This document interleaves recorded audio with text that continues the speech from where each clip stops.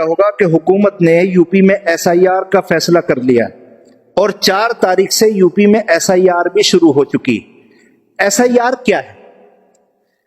جو اس ملک میں یوپی میں 18 سال سے بڑی عمر کے لوگ ہیں ان کو اپنا اس ملک کا شہری ہونا ثابت کرنا ہے۔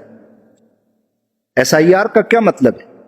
جو یوپی میں 18 سال سے بڑی عمر کے لوگ رہتے ہیں ان کو ثابت کرنا ہے کہ ہم اس ملک کے شہری ہیں، اور اس شہریت کو ثابت کرنے کے لیے حکومت نے گھما پھرا کر کے ایک دوسرا طریقہ جاری کیا جس کا نام رکھا گیا SIR، اور وہ یوپی میں 4 تاریخ سے شروع ہو چکی ہے۔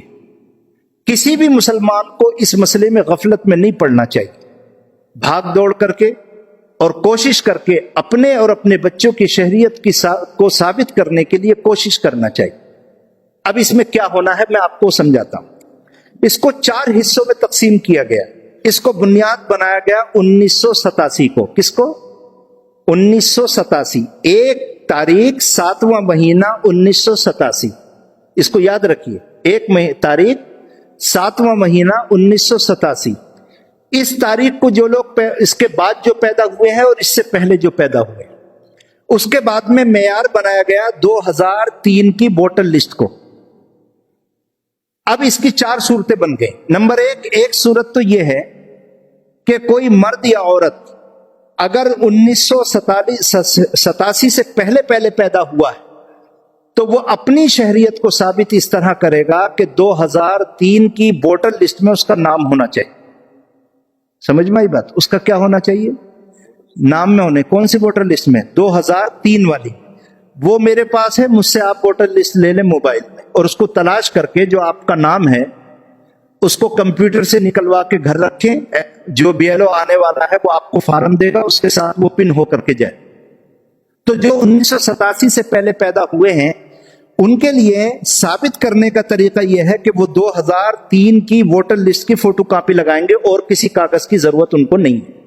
دوسری صورت یہ ہے کہ ایک آدمی کی پیدائش 1987 سے پہلے ہوئی تھی لیکن 2003 کی ووٹر لسٹ میں اس کا نام نہیں۔ سمجھ میں آئی بات؟ تو ایسے آدمی کو 6 کاغذوں میں سے 1 کاغذ دکھانا پڑے گا۔ کتنے کاغذوں میں سے؟ 6 میں سے۔ نمبر 1 پاسپورٹ دکھانا پڑے گا، نمبر 2 برتھ سرٹیفکیٹ دکھانا پڑے گا، نمبر 3 ذاتی سرٹیفکیٹ دکھانا پڑے گا، نمبر 4 رہائشی سرٹیفکیٹ دکھانا پڑے گا، نمبر 5 ہائی اسکول یا کسی کالج یا یونیورسٹی کی کوئی ڈگری اس کے پاس ہے وہ دکھانا پڑے گی، اور نمبر 6 اگر کوئی وہ سرکاری ملازمت کرتا تھا یا اسے سرکاری پینشن ملتی ہے تو اس کا کاغذ دکھانا پڑے گا۔ ہمارے پاس جو آدھار کارڈ ہے یا ہمارے پاس جو پین کارڈ ہے یا ہمارے پاس جو راشن کارڈ ہے یا ہمارے پاس جو ڈرائیونگ لائسنس ہے اس کی کوئی حیثیت نہیں ہے، گورنمنٹ اس کو نہیں مانتی۔ تو میں بات سمجھا دوں، 1987 سے پہلے اگر آپ کی پیدائش ہو گئی ہے اور 2003 کی ووٹر لسٹ میں نام نہیں ہے تو ان 6 کاغذوں میں سے کوئی کاغذ اس کو دکھانا پڑے گا۔ سمجھ میں آ رہی ہے؟ تیسری صورت یہ ہے کہ کسی کی پیدائش 2087 کے بعد ہوئی ہے لیکن 2004 سے پہلے ہوئی ہے۔ 2087 کے بعد اور 2004 سے پہلے، تو اس کو کرنا یہ ہے کہ یا تو ان 6 کاغذوں میں سے کوئی 1 کاغذ دکھائے یا 2003 کی ووٹر لسٹ میں اپنے ماں باپ کا نام دکھائے۔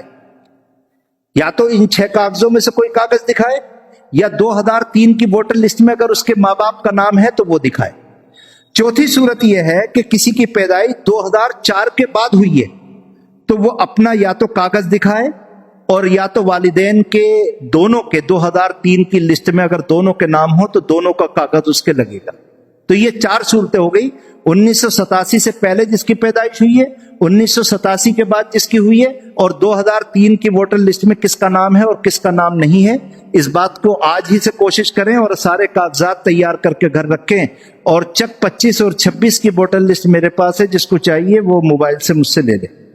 وآخر دعوانا الحمدللہ۔